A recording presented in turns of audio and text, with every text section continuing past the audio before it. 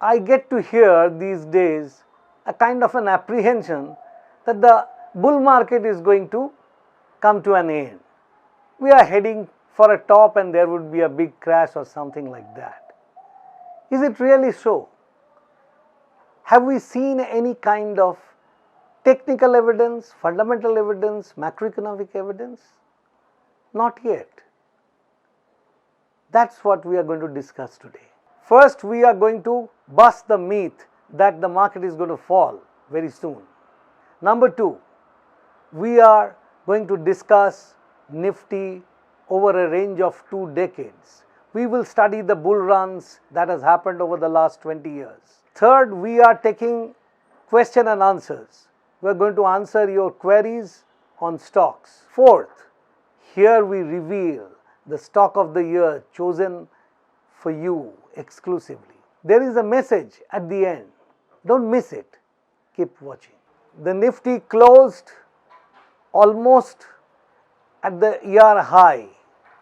The high was made on 28th of December,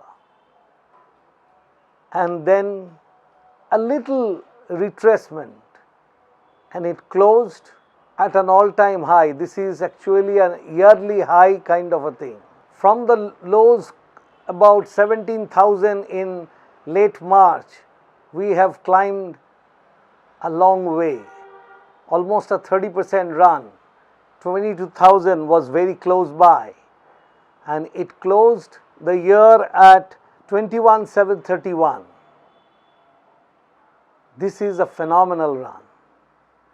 Each time we thought that the market is not going to move up further and there will be a deep correction, the correction didn't happen.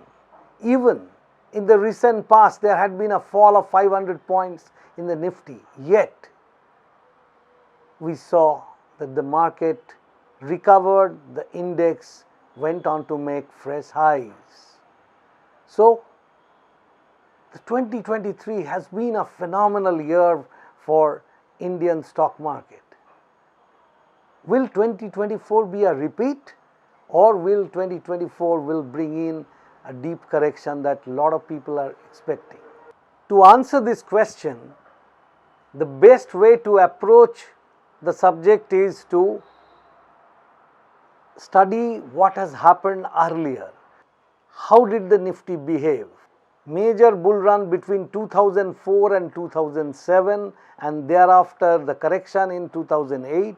Let's see how the Nifty behaved. Let's see what the technical indicators did at that point of time, and also what I am trying to situate here is the fact that that is my thesis. That is, if there is huge liquidity that is monetary liquidity sloshing in the system. When I say sloshing in the system, I mean the whole world. Because there is so much of money there, around this time, those of you who do not know, I would like to tell you, I would like to remind you, around this time when the whole world markets were going up and up between 2004 and 2007, this was the QE. This was quantitative easing and monetary liquidity was gushing. At that point of time, when people were unable to justify the valuation, there was a theory called the liquidity theory of money, a liquidity theory of valuation. Based on that liquidity theory, lot of people concluded that when there is humongous monetary liquidity, asset prices can inflate and the bull run can continue for a much longer period than that was ever envisaged. The 2004 to 2007 bull run began after there was a big fall, a sudden jerk in the market when the Vajpayee government was not re-elected and a new coalition, UPA coalition came in around that time. From there, the market started moving up. What happened? We only see that minor corrections for a few weeks when everybody thought that the market is going to go for a serious correction, we saw corrections lasting for 3 to 6 weeks at best, and after that again the same kind of bull run, same kind of upswing continued. This culminated in a top in 2008, and 2007 had been a year when it was going up and there is no correction. That was the first time after many years or never before seen in India that stock market can go up month on month, and there was no serious correction that was seen in 2007. But come 2008, we saw a major top. It was 8th of January 2008 when at 66,400 levels the Nifty topped out, and there was a big fall of about, then it was a big fall of nearly 30% from 6,400 to about 4,500 kind of levels. That was very unnerving. In 2 weeks time, that was a big fall.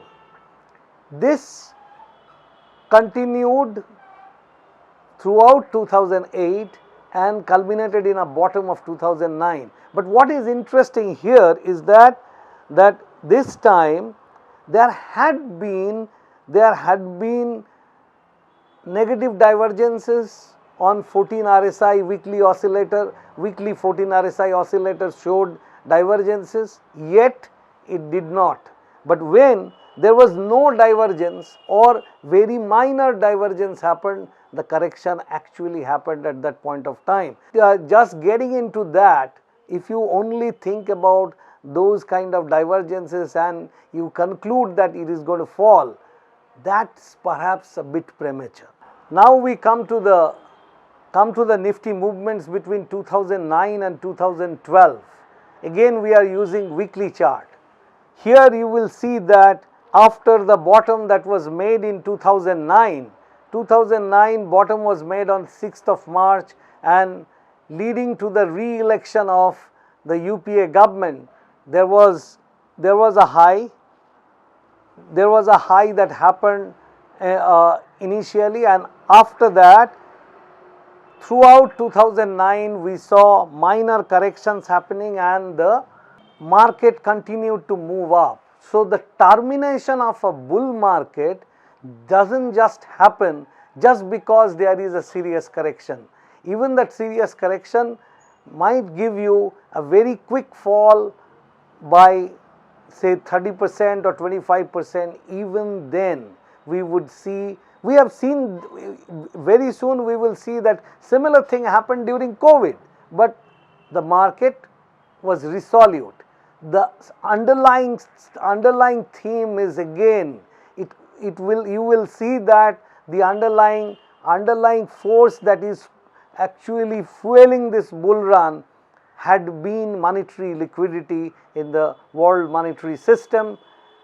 That we will discuss in a bit, but before that let's see what happened. In 2010 we saw another top, and there had been corrections. This time the corrections also saw that in 2012 there was the Nifty fell below the 200-week moving average, and there was a lot of panic at that point of time when it fell below the 200-week exponential moving average. Yet the Nifty started moving up from 4,400 in late 2011, and market embarked on a good rise that gave a buy signal. So saying that we are in for a major problematic scenario, it is still too premature. We get to hear from people on YouTube, people on television, whenever they see some signs of weakness. Yes, there are signs of weakness on the daily chart, on the oscillators, but now when we have seen a kind of bull run that I referred to between say late March to current date, Just think about a similar scenario. How did it happen? The market was rising in 2014 and there was negative divergence that began in May 2014. When did the market top? It topped out on March 2015. 10 months later, you found that the market is finally deciding to go down. It could be pretty premature to say, it could be very early to say that the bull run has come to an end. I have been trying to harp on this thing, that if there is monetary liquidity in the system, then a bull market doesn't come to an end. Bull market is highly dependent on money supply in the system. As I said earlier, that asset price inflation continues if there is too much money sloshing in the system. Now you want to know what kind of money there was that came in between 2014 and 2019? $16 trillion. $16 trillion came into the world monetary system. Well, there was a temporary pause. There was a temporary pause for a few months and then came COVID. We saw a fall from February 11, it was 12,000 plus. Then a 5,000 point fall in a matter of 42 calendar days. 7510 was the Nifty bottom. Most of us, including me, were pretty unnerved. It's all over then. Something of that kind. And then from the month of April, we saw the market steadily moving up.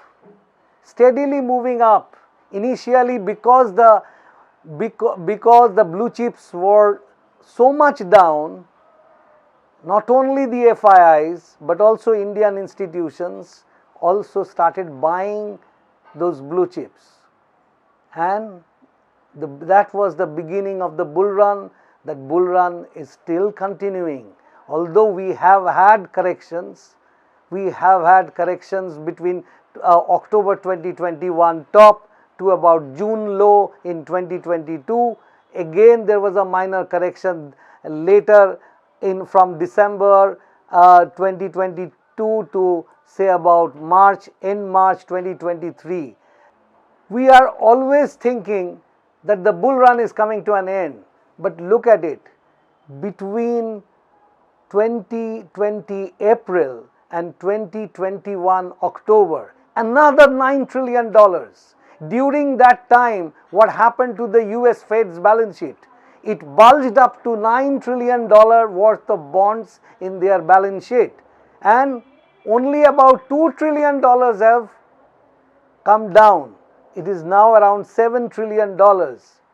No major monetary shrinking has happened. Although the interest rates seesawed, interest rates started going up in United States, and we reached a level of 5%, and there was this threat of no growth but a recession happening. All that kind of a thing were discussed. But what happened recently? We were all surprised. What kind of surprise? 5% growth in the United States. Can you believe it? It did happen. And then came the Fed's meeting, the latest Fed meeting, in which the Fed hinted that there will be 325 bips, total of 75 bips interest rate reduction in 2024. Immediately, bond prices started shooting up. There was no talk of recession in the United States because everybody got surprised of 5% growth. What happened in India? 7.8% growth when people were expecting much less, not even 6%. And then came 7.8% growth in the last quarter. So, in such situations, you don't see a massive correction or a termination of a bull market. I would say there can be corrections, there can be short-term corrections. What happened? What happened when this monetary liquidity driven bull runs have started? we have seen that 3 weeks, maximum 6 weeks. In some cases, in the recent past, we have seen the correction don't even last for a week. So why should we? I'm not a Parma bull. I have never been. I am a realist. If there is monetary liquidity, I have come to trust certain moving averages unless they are violated on a weekly basis, like say 20-week moving average. If that gets violated for at least a sustained period, then I would say a deep correction might come. Otherwise, everybody thinks that why every fall is being lapped out. At the same time, have you seen SIP money stopping? SIP money that is coming to the mutual funds, have people withdrawn their SIPs? Not at all, at least I didn't hear about that. So this time in India, you see a bull run in 2023 in which retail participated in small cap and mid caps. Indian institutions bought blue chips. Only thing is that was absent for most of the year, that was FIIs had been selling. But even they have started buying. Have you seen what has happened to Nestle? Nestle is a stock that is dear to the FIIs. And what has happened? The FIIs have pushed it up to 26,000. Phenomenal. Nestle India has posted the all-time high on the last week of 2023. There had Hindustan Lever, look at it. Hindustan Lever has also moved up. It has also posted a new high. So FIIs are buying, retail is buying, Indian institutions are buying. If there is a fall, that's a profit booking. That might be a small time correction.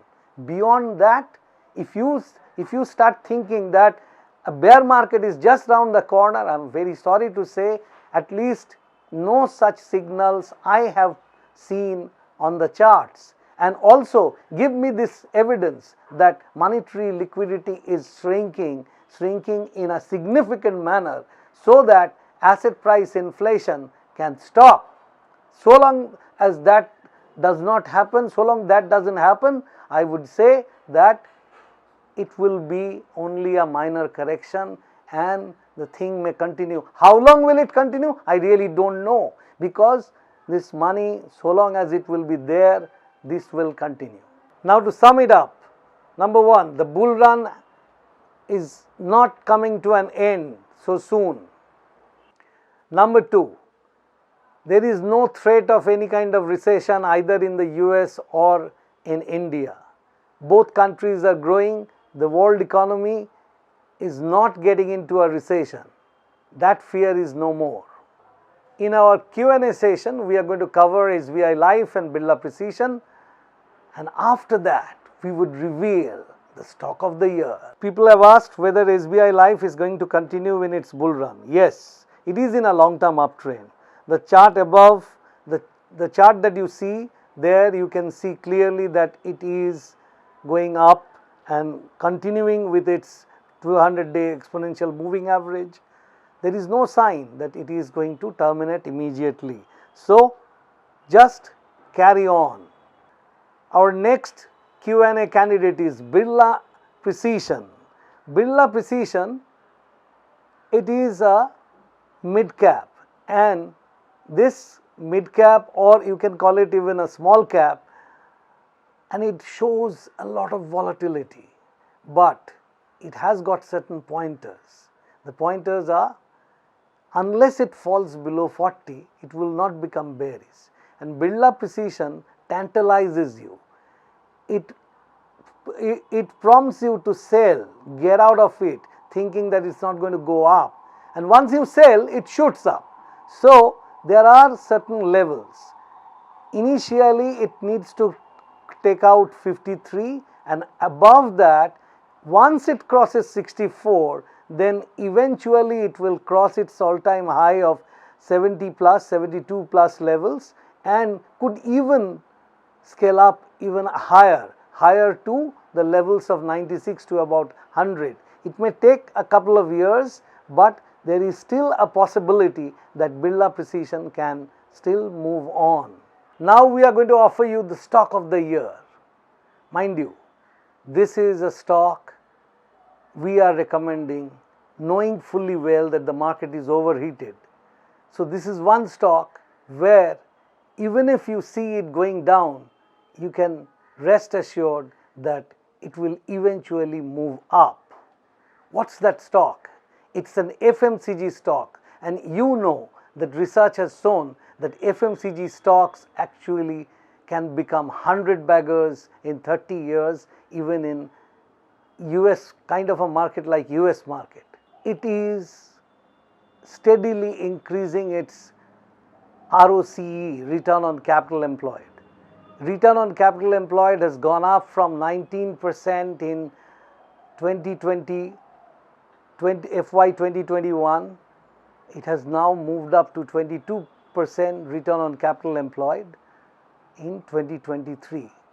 Return on capital employed, as per McKinsey, is the most critical ratio, because return on capital minus the cost of capital is free cash flow, which is what the shareholders can claim.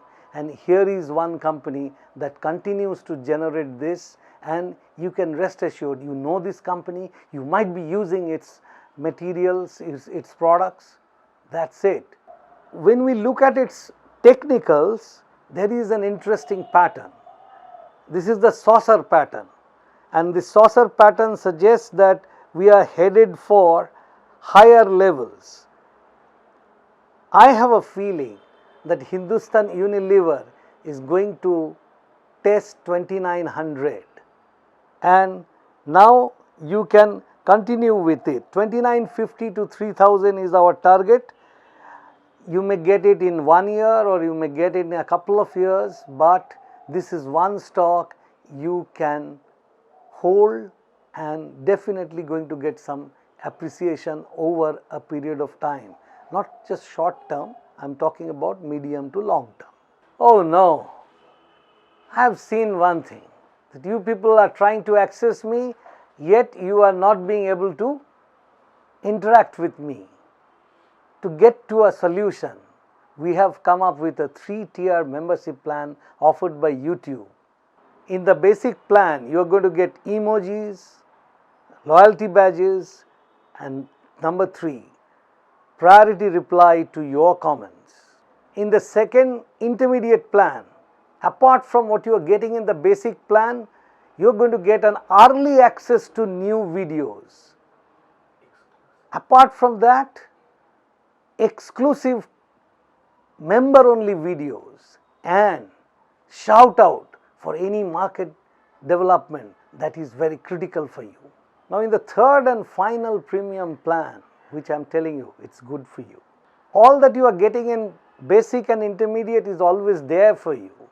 Apart from that, this comes with a cherry on top. You are going to get an access to me live. You will interact with me and I will answer your queries. Don't miss it.